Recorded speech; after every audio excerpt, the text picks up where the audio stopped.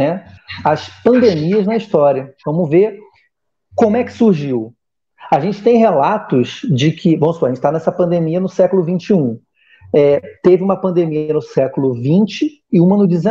O que você pode falar para a gente aí, Cauã, sobre o que você pesquisou sobre as pandemias na história? Então, professor, eu pesquisei um pouco e vou falar um pouco sobre algumas pandemias que já aconteceram na humanidade e o que elas trouxeram de ensinamento para a sociedade em geral, como que surgiu certas formas de se proteger, né, de evitar a propagação dessas doenças. Desde janeiro desse ano, a crescente proporção desse coronavírus, né, desse novo vírus, ele tá tão grande que ele se tornou uma pandemia. E as pessoas, elas têm esse conceito de ficar com medo, receio, como eu vou lidar com isso? Mas só que eles também podem aprender procurando atrás no passado, nas antigas pandemias que aconteceram, que deixam lições pra gente. Surtos de doença, eles se repetem pelos séculos com algumas semelhanças, tanto na forma de propagação quanto de contenção das doenças. Dessa maneira, podemos equiparar essa pandemia com outras que ocorreram anteriormente e criar alguns paralelos entre os casos, né? A gravidade dessas doenças, ela não é determinante, e sim o seu poder de contágio e a sua proliferação geográfica, ou seja, se espalha rapidamente. Talvez não seja a gravidade da doença, a facilidade dela de se proliferar. O contato, ela está no ar. Então, isso dificulta e torna ela uma pandemia. Ela pode se globalizar, ela pode acabar pegando o mundo todo. E isso não é a primeira vez que acontece, né? Nós já tivemos alguns históricos de pandemia. Nos últimos 30 anos, tem crescido o número de surtos de vírus, proliferando, assim, as doenças que assolam todo mundo, né? Relatos históricos de pandemias, elas vêm de muito tempo atrás e já preocupam a humanidade há mais de 2.000 anos. Vamos relembrar alguns casos mais famosos, né? Nós tivemos a peste de Justiniano. Um dos primeiros casos de pandemia registrado, por volta de 541 d.C., ela iniciou no Egito, antes de chegar à capital do Império Bizantino, provocada pela peste bubônica. Era transmitida através de pulgas em ratos contaminados. Matou 500 a 1 milhão de pessoas. E a doença do rato, né, da urina do rato ainda existe. Isso que eu ia falar também. Porque, por exemplo, mas o que aconteceu? Essa peste negra, essa doença, quer dizer, Justiniana, ela deixou uma marca, mas ela também deixou um aprendizado. Porque logo depois a gente aprendeu a tomar mais cuidado. Então, é comprovado que depois de pandemias, a sociedade ela sai melhor, ela sai mais forte. Então, a gente não precisa ter uma preocupação tão grande, porque a sociedade ela já sabe lidar com isso. A gente precisa se preocupar em como a gente vai agir diante disso. Também tivemos, por exemplo, a peste negra em 1343. A peste negra, a peste bubônica, foi mais uma vez a causa de outra pandemia, que assolou em sua totalidade os continentes asiáticos e europeus. A peste negra, com seu auge até o ano de 1353, durou 7 anos, ainda apareceu de forma intermitente até o começo do século XIX e matou entre 75 a 200 milhões de pessoas. Eu li num outro site falando que dizimou 70% da população europeia. Ou seja, a gente consegue ver que hoje em dia a gente está mais preparado. Por isso que o isolamento ele é uma arma secreta que a gente precisa usar. Porque se foi usada há muito tempo e obteve resultados, hoje em dia ele é muito mais essencial, porque a gente tem a qualidade necessária para ficar dentro de casa, a gente tem soluções, estão sendo feitos estudos para poder achar a cura, como já aconteceu de outras pandemias. A gente precisa ter paciência evitar fake news, porque é uma coisa que acontece muito durante pandemias, a proliferação, evitar, deixar que as preocupações assolem ainda mais compartilhando, fazer pesquisa. É importante a gente se prevenir. Olha que interessante. Olha que interessante. O que você falou aí, muito bom, porque você falou que 30% da população que morreu, você falou? Não, 70% da população europeia. 30% que sobrou. Então, olha que continente europeu. Se a gente não tivesse a informação, né, o mundo hoje é globalizado. Então, a gente sabe tudo o que acontece no mundo num piscar de olhos. Se a gente não tivesse a informação, a gente teria muito mais mortes no planeta hoje. A gente só não teve muito mais morte porque o mundo inteiro se mobilizou nessa contenção da doença. Com certeza.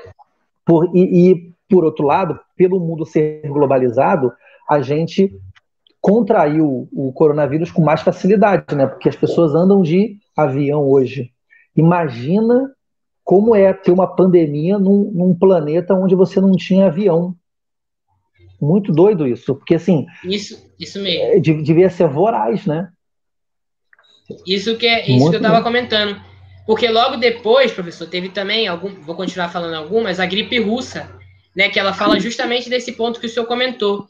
Ela foi em 1580 e foi a primeira que se espalhou, a pandemia de gripe, que se espalhou por todos os continentes. Por quê? Porque nessa época já estava começando a surgir mais o meio de transporte, como avião, a América ela já era mais povoada. Então, foi a primeira a ser documentada com muitos detalhes, né? A proliferação causou até 1 milhão de mortes por causa dessa gripe russa, que ela é um subtipo da influenza A. A gripe espanhola, em 1918, ela também causou muitas mortes, de 20 a 50 milhões de pessoas, afetando não só idosos, mas também adultos e jovens. Ela teve origem, talvez, nos Estados Unidos, e essa enfermidade quase dizimou as populações indígenas, e levou a óbito 35 mil brasileiros. Ou seja, aqui a gente já começa a ver uma diferença das pandemias afetando a América. Antigamente era concentrada na Europa, onde era a população, onde era o comércio. Agora, com o crescimento da tecnologia, o avanço, ela afeta o mundo inteiro. E vai ser sempre assim. Pandemias podem surgir novas, podem surgir piores, podem surgir mais fracas, mas nós temos que saber lidar, né? E aprender com a história. E mesmo com as origens distintas dessas pandemias, o que se assemelha é o comportamento humano. Então, a gente tem que tomar cuidado, né? Um primeiro ponto a se observar é o fato do temor da população. As doenças têm ligação direta com os primeiros métodos de prevenção. Durante a peste negra, que se adotou o conceito de quarentena, que foi herdado do Velho Testamento e da Bíblia. E com o tempo, esse isolamento passou a ser... essa ideia de 40 dias só, né? Que depois perdeu o conceito, né? Baseado no conceito bíblico, né? Da Bíblia. E foi daí que surgiu. E como eles viram que era vital, começou a se espalhar para o mundo todo essa ideia. E hoje em dia, se a gente vê que é algo que é importante, então a gente tem que considerar, né? Porque teve relatos, tiveram surtos que foram controlados por causa disso, né? E é só isso que eu tenho para falar, professor, senão fica muita coisa. Beleza. Vitória, você já tomou todas as suas vacinas? Sim. Esse nenenzinho que está aí do seu lado, já tomou todas as suas vacinas? Sim, todas. Então, olha que interessante. As vacinas surgiram justamente após essas pandemias. Esses grandes surtos de doenças, porque elas foram criadas, né, desenvolvidas. Como nós temos a vacina da influenza, que é a vacina da gripe, que não é a mesma para o que a gente está buscando agora, né? Ela só lida com um tipo de vírus. E então a gente vai tomar as nossas vacinas normais, e quando surgir a vacina do Covid-19, a gente vai ter que botar mais uma na lista aí. Porque aí toda a população mundial vai se proteger. Porque a gente toma vacina para rubéola, varíola, não sei, um monte de doença aí que eu não sei o nome. Tem uma doença aí que eu esqueci o nome, gente. Paralisia infantil, tem um outro nome para ela. Vou lembrar o nome, um dia eu vou lembrar. Que foi justamente por conta disso. Eles criaram essas vacinas justamente após essas pandemias. Muito doido isso, né? Então a gente está vivendo a história, cara. Assim, acho que a única, como você falou, a gente tem que aprender com isso. E a gente aprendendo com isso, a gente, nesse momento, vocês são privilegiados por viverem essa história. Há 100 anos atrás teve a peste, né?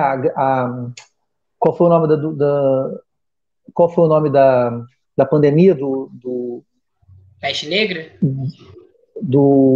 Não, 1912, 18, a gripe espanhola foi a última grande pandemia. Ela matou 100 milhões de pessoas, até 100 milhões de pessoas, tá aqui, eu estou vendo aqui no Wikipédia. Eles viveram a história, como você falou, e agora a gente está vivendo a nossa história. Eu fiz uma entrevista com a Valéria e perguntei para ela, Valéria, estamos prontos já para uma próxima. Ela assim, Deus me livre, mas realmente estamos. Porque a gente agora começou a entender como é que funciona. Espero que a gente não passe por isso de novo, porque senão vai ser um caos, né? E para não deixar todo mundo tão felizinho assim, temos que ser realistas. Todo esse lance de a gente afrouxar o isolamento, a quarentena, ela não é definitiva. Porque se os índices voltarem a crescer, vai fechar tudo de novo.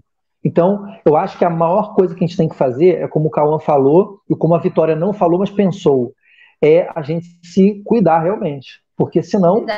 Né, e estudar a história para a gente conhecer a história, porque ela se repete, na verdade, né? Uhum. Hein, professor, só mais uma coisa que eu vou comentar. Então, quando a gente observa, para prestar atenção no passado, olhando para trás, fica clara a necessidade de investir e valorizar cada vez mais pesquisas científicas e estudos profissionais da saúde, né? Com um histórico tão grande de pandemias, ainda temos o que avançar para impedir que esse tipo de fenômeno volte a assolar a humanidade de forma tão terrível. E isso serve para hoje quanto para as outras epidemias que tivemos. A gente tem que investir nesse meio e acreditar, e evitar, sair, porque não é uma coisa adequada agora, né? A gente vê que está no pico da doença agora, esse mês. É verdade. Então é isso, achei muito bom o bate-papo, muito informativo, né? Todo mundo trazendo informações.